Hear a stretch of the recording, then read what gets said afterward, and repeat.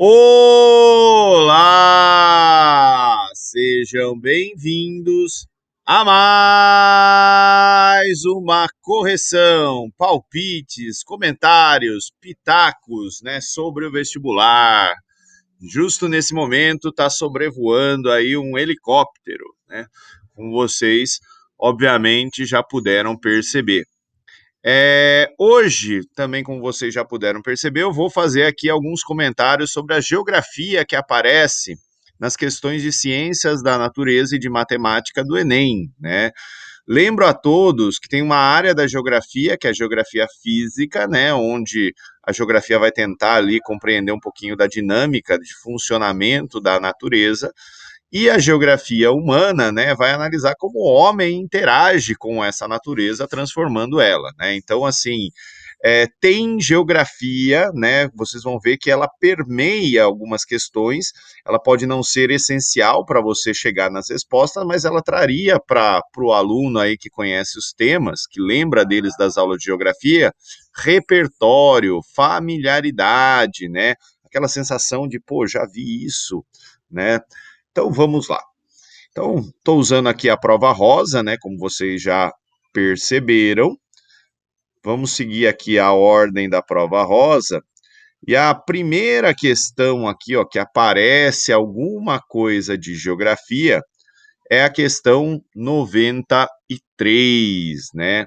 Tem aí um texto, né, falando sobre o fato aí da cafeteria ter adotado, né, copos fabricados a partir de uma composição de 50% de plástico reciclado, não biodegradável, e 50% de casca de café. O copo ele é reutilizável e retornável, pois o material semelhante a uma cerâmica suporta a lavagem. E embora ele seja comercializado por um preço considerado alto, quando comparado ao de um copo de plástico descartável, essa cafeteria possibilita aos clientes retornarem o copo sujo e levarem o café quente servido em outro copo já limpo e higienizado. O material desse copo oferece também o conforto de não esquentar na parte externa. Quais as duas vantagens que esse copo apresenta em comparação ao copo descartável, né? Aqui, ó, as respostas, elas estão ligadas, né, à física. Aqui, ó, tem condutividade térmica, né? Se eu não me engano, é a letra D a resposta. Mas, assim, em geografia, a gente trata desses temas, né? O que é reciclagem, o que são materiais biodegradáveis, o que é algo que é reutilizável, retornável, né? A gente trata dessa discussão e a segunda parte aqui da questão, né, da resposta correta, reduzir o resíduo não biodegradável na natureza, você poderia, né, chegar nessa resposta, nisso daqui, pela geografia, tá? Lembrando, ó, que se a gente for olhar aqui, é, daria, né, para chegar também na letra D só por essa segunda parte aqui do exercício, né? Então, assim, ó, pô, se tem 50% de plástico reciclado que não é biodegradável e 50% de casca de café, né, a gente diminuiu ali a quantidade de tranqueira, né, que ia ir para a natureza. Depois, uma outra questão que toca em tema geográfico é a 97 sobre petróleo, né? Aqui ele vai falar um pouquinho, né, sobre os processos que os geólogos que vão fazer ali a prospecção, a pesquisa de viabilidade, né, vão encontrar jazidas de petróleo, é, vão os métodos, né, que eles vão fazer ali para conseguir encontrar. Mas em geografia, né, eu trabalho toda a estratificação, né, onde está o petróleo, como que faz para achar, né, a gente acaba discutindo isso nas aulas de geografia, né, eu até uso também como exemplo essa questão dos pulsos, né, para falar de como a gente sabe, né, das camadas que estão subterrâneas, né? Como que a gente sabe o que tem lá no subsolo, né? Se tem um determinado recurso ou não, né? Usa-se ali o conhecimento físico, né? Para poder de propagação aí de ondas, de pulsos, né? Para poder determinar aí a densidade dos materiais, né?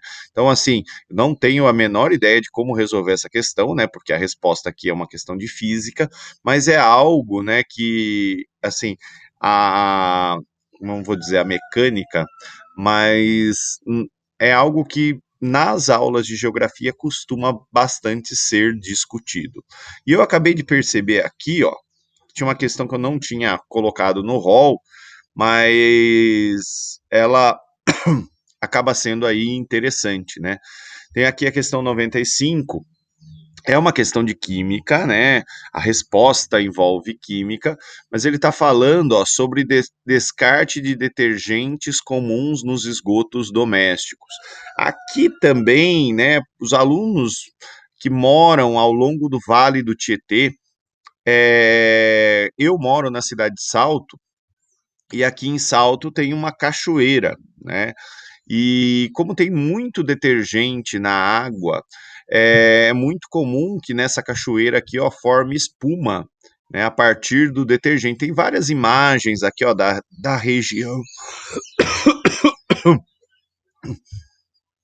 do. Deixa eu tomar um gole d'água.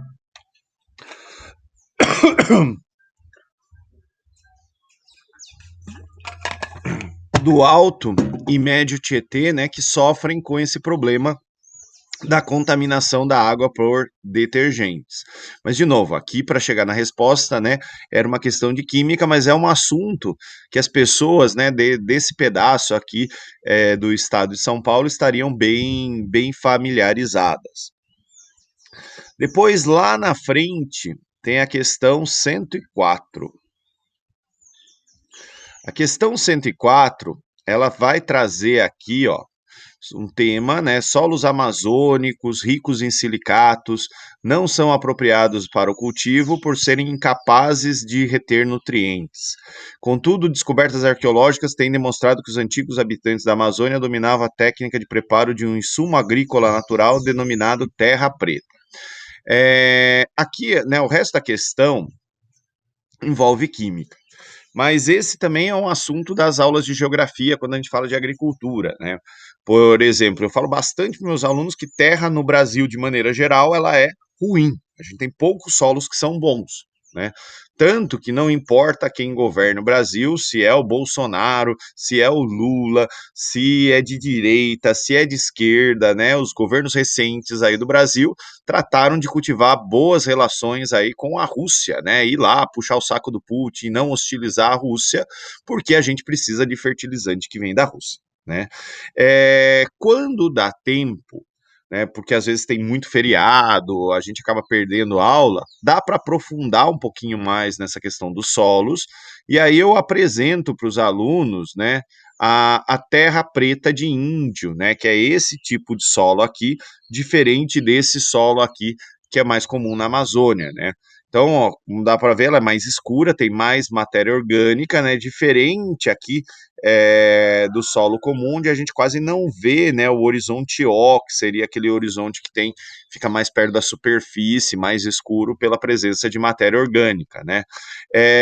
E assim, os índios, né, ao longo ali de milhares de anos vivendo naquele espaço, eles aprenderam a tornar aquela terra mais produtiva, né? O texto ele vai contar um pouquinho dessa história.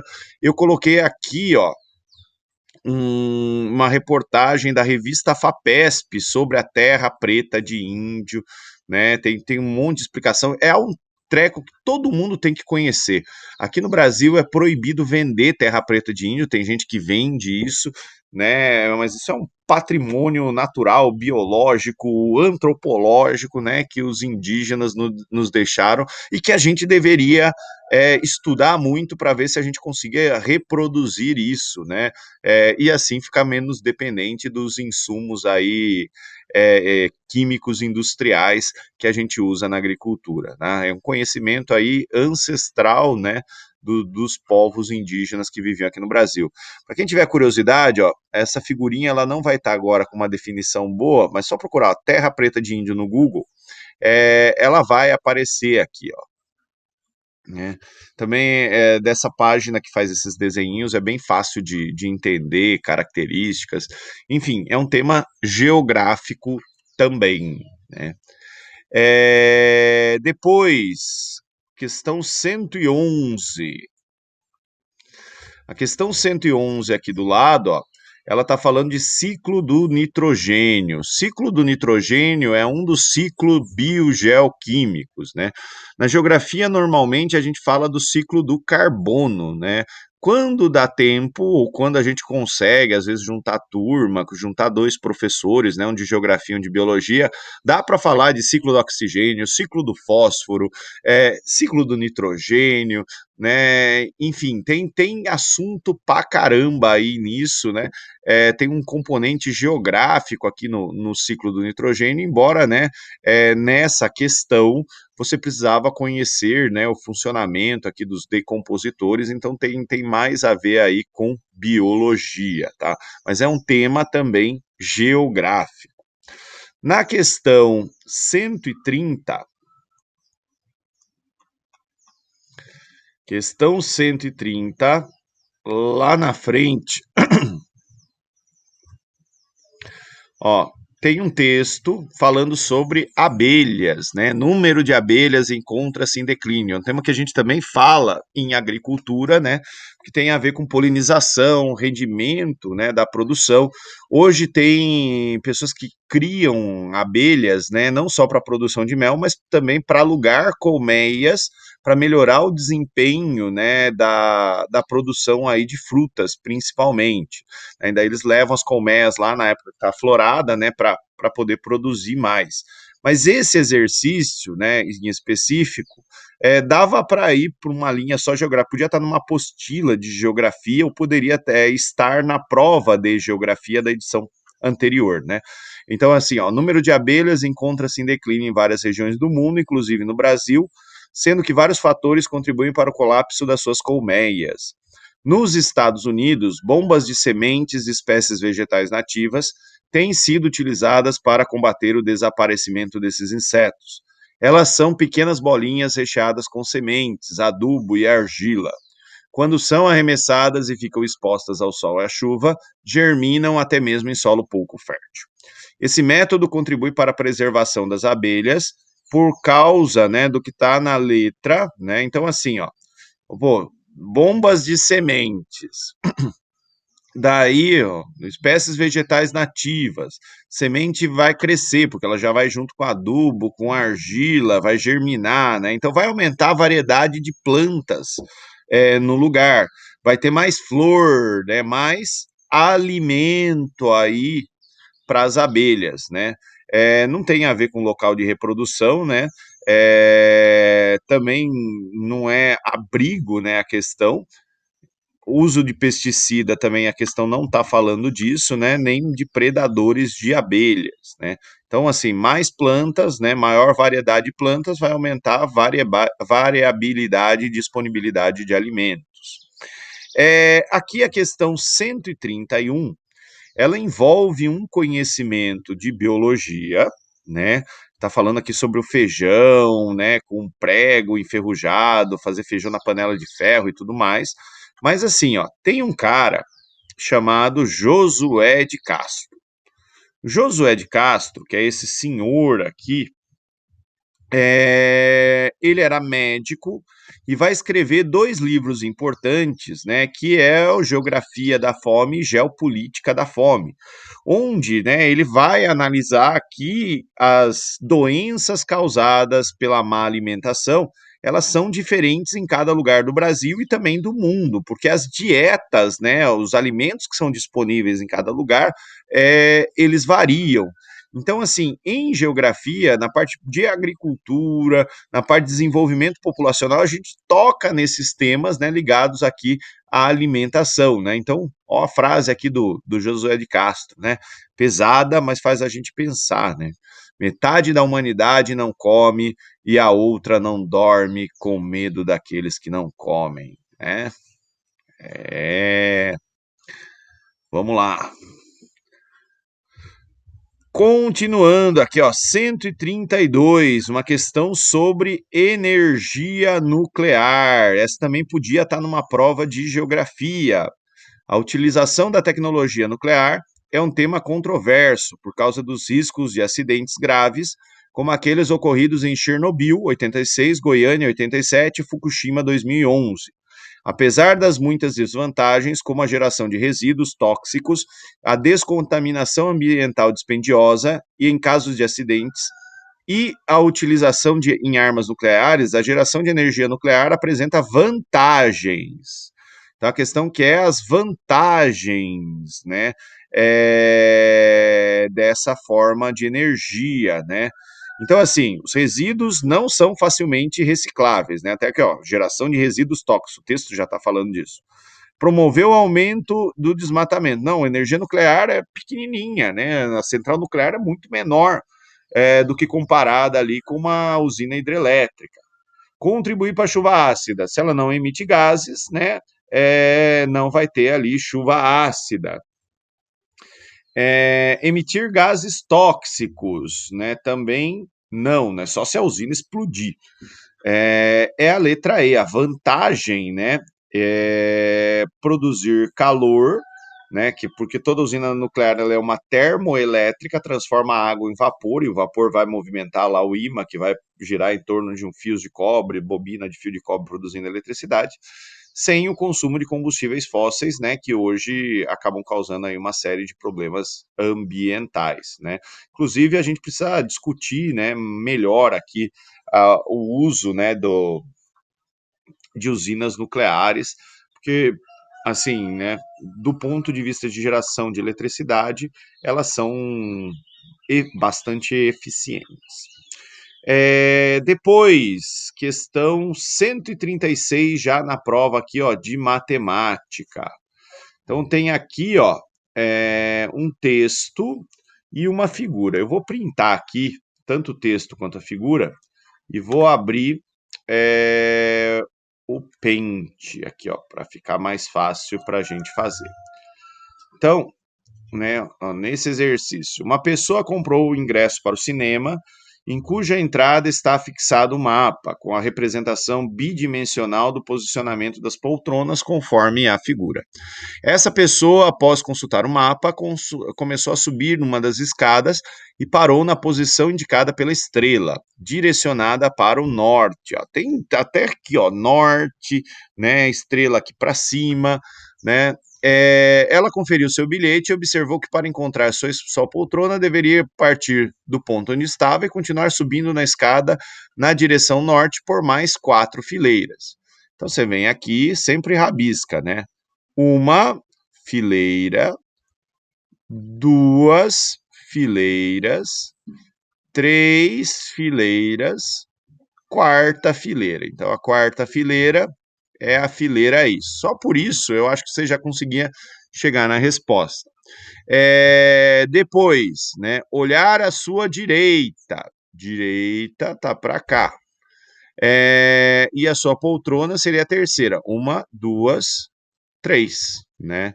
Portanto, é aí 6, né? Vamos voltar lá para o exercício, ó. I6, letra E de elefante, tá? Aqui I1, né, seria para a esquerda, mas bom senso aqui, né? Orientação espacial, né? Questão aí super tranquila. Tem uma outra questão que ela não é de geografia, mas é interessante falar sobre ela. Assim, na prova de humanas do Enem, tinha um monte de questão sobre racismo. Isso é um tema que a equipe de humanas bate bastante. E aqui, né, quando os caras colocam essa charge, a gente consegue perceber que não há conversa entre as equipes que fazem a prova, né? Porque esse tipo de representação na caricatura aqui usada, aliás, né, é uma representação caricatural e preconceituosa, né? A visão ali tribal, lembra até um blackface, enfim, né? Assim, embora o tema da questão é matemática, a figura que foi usada, ela é muito ruim, tá? E por último aqui, ó, tem uma outra questão né, que tem um tema geográfico que é escala. Embora dessa vez eles não usaram o mapa, mas sempre cai uma questão de escala no Enem, ó. Coordenadas dessa vez não caiu, fuso horário, né? Mas aqui, ó, questão 177, exercício aqui sobre escala. Então, ó, um controlador de voo dispõe de um instrumento que descreve a altitude de uma aeronave em solo em função da distância da aeronave em voo em função da sua distância do solo. Essa distância em solo é medida na horizontal entre o ponto de origem até o ponto que representa a projeção ortogonal de posição da aeronave em voo. Essas duas grandezas são dadas numa mesma unidade de medida, né? Então, mesma unidade de medida, a informação é importante. Tela do instrumento representa proporcionalmente as dimensões reais associadas ao voo. A figura apresenta a tela do instrumento depois de construída a viagem do avião, sendo, né, a medida de cada quadradinho da malha igual aí a 1 centímetro. Então, vou printar aqui, vou para o Paint de novo, né? Vamos colocar aqui essa questão. Então, assim, 1 centímetro nesse mapa, nessa figura, ele vai ser igual a 5 quilômetros, né? Porque ele está já dando essas informações, né? Então ele quer saber, né, qual é a escala do mapa. Então eu tenho que saber quanto, né, 5 quilômetros valem em centímetro. 1 quilômetro é igual a 1.000 metros. Portanto, 5 quilômetros são 5.000 metros, né? Então, se eu adiciono 3 zeros, eu transformo de quilômetro para metro, tá? Agora, ele não quer a resposta, né, em metros, ele quer a resposta em centímetros. E como que eu sei que é em centímetros? Porque na escala, quando, né, não tem nenhuma unidade de medida aqui, a unidade que a gente usa é centímetros, né? O professor de geografia costuma falar isso, né, em aula quando ele resolve os exercícios de escala. Então, assim, né, cada metro tem 100 centímetros. Então, eu preciso colocar aqui mais 2 zeros para transformar isso aqui em centímetros. Deixa eu mudar aqui, ó. Só para não perder o raciocínio, eu vou pôr aqui do ladinho, ó. Então, 1 é igual a 5 quilômetros, 1 é igual a 5.000 metros, e na resposta final, 1 vai ser igual, né, a 1, 2, 3, mais 2 zeros, né, para a gente transformar em centímetros. Então, 1 centímetro é igual a 500.000 metros, letra E de elefante. Pessoal, nas outras questões não tem mais nada aí que seria geográfico, que eventualmente, né, os alunos poderiam ver ou ter tido aí alguma similaridade, né, com o tema nas provas de geografia. É isso, muito obrigado pela atenção de todos. Tchau, tchau!